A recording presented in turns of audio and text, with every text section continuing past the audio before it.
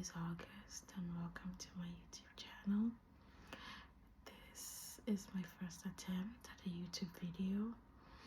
As the intro in my channel is described, this is primarily an ASMR channel, and I'm inspired because I personally have struggled with insomnia, and it's got to see a lot of ASMR content creators on YouTube that I have been able to get a good night's sleep for about 10 years.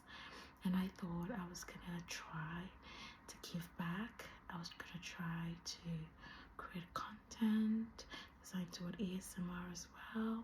And I hope as you guys watch, you get relaxed, you're able to turn off your brains and turn off that busy mind and go to sleep. Today, I would be reading from a fantastic book that my therapist had recommended to me, and that book is called What Happened to You, and it is a book that speaks on the trauma of multiple people, and it's a conversation between the co-authors Dr. Bruce D. Perry and Oprah Winfrey. And it's them, having conversations and sharing thoughts about the trauma that people suffered, and how when we approach trauma and approach people somewhat, unorthodox or recalcitrant behavior, it's best to approach it with a mindset of what happened to you rather than why are you doing what you're doing. Because we are all a product of our upbringing and a product of the things that we've experienced and the things that we've lived through.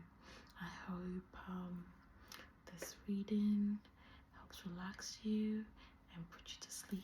I would be reading through chapter 1.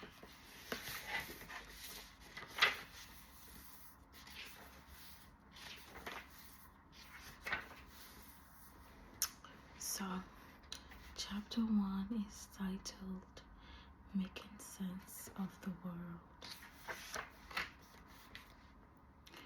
More than 130 million babies are born in the world each year. Each arrives into its own unique set of social, economic, and cultural circumstances. Some are welcomed with gratitude and joy, cradled in the arms of their ecstatic parents and family. Others are more like me, experiencing rejection from a young mother who dreamed of a different life, a couple crushed by the pressures of poverty, an enraged father perpetrating a cycle of abuse.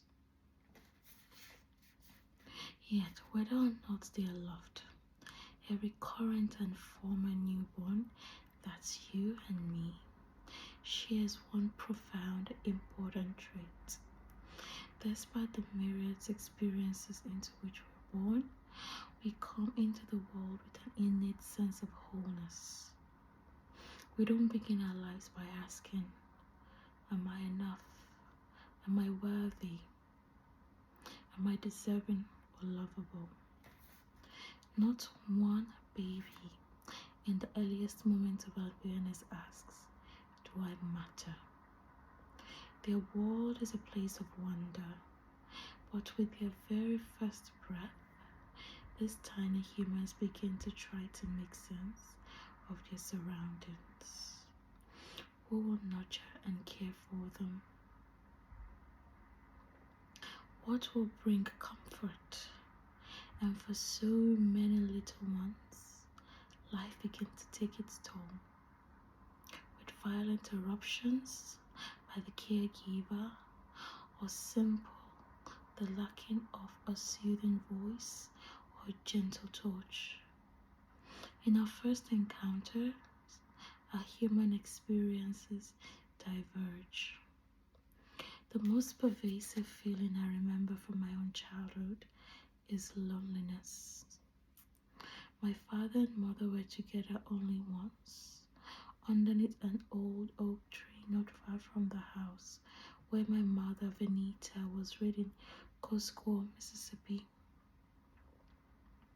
My father, Vernon, used to tell me that I would have never been born if he hadn't been curious about what was underneath my mom's pink poodle skirt. 9 months after that singular encounter, I arrived. From the moment I could make sense of it, I knew I was unwanted. My father didn't even know about me until my mother sent him a bed announcement and asked for money to buy baby clothes. My grandmother, Hattie Mae's home, was a place where children were seen and not heard. I have distinct memories of my grandfather showing me away with his cane, yet no memories of him speaking directly to me. After my grandmother passed away, I was shuttled between my mother, who had moved to Milwaukee, and my father in Nashville.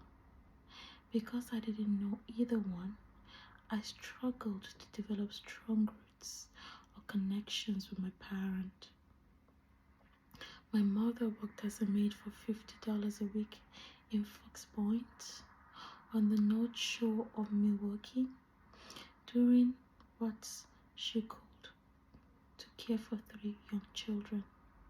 There was no time for nurturing. I was always trying not to bother her or worry her. My mother felt distant, cold to the needs of this little girl. All the energy went to keeping her head above water, surviving. I always felt like a burden, an extra mouth to feed. I rarely remember feeling loved. From as early as I can remember, I knew I was on my own.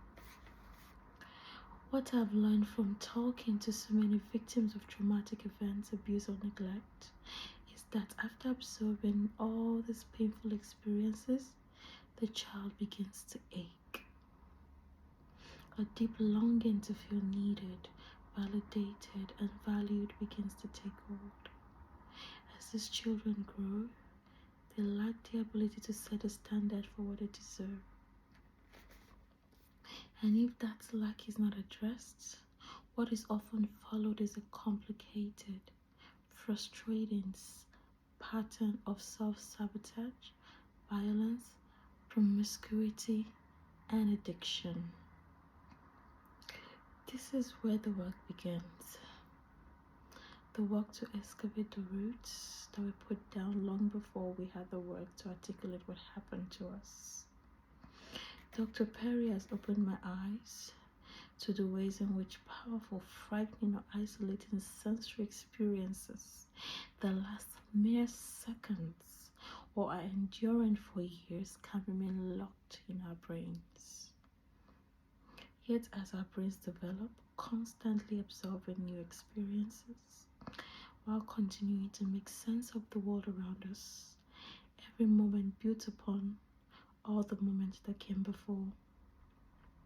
I have always felt the truth of saying that the acorn contains the oak, and through my work with Dr. Perry, I know this to be true too. If we want to understand the oak, it's back to the acorn we go. Early in our relationship, I remember Oprah saying, "You're the guy who sees everything through the lens of the brain. Do you think about the brain all the time?" The short answer is, almost. I think about the brain a lot. I was trained as a neuroscientist, and I've been studying the brain and stress responses systems since I was in college. I am also a psychiatrist, a field I pursued after my training in neurosciences. I found that a brain-aware perspective helps me when I'm trying to understand people. Being a child psychiatrist, I'm often asked about the troubling behavior. Why is that child acting like a baby? Can't he act his age? How could a mother stand by and watch her boyfriend beat her child? Why would someone ever abuse a child? What is wrong with that child, that mother, that boyfriend? Over the years, I found that seemingly senseless behavior makes sense. I'm gonna stop my reading here. If you want me to continue next week, maybe not next week, in my next video, I would be happy to do that.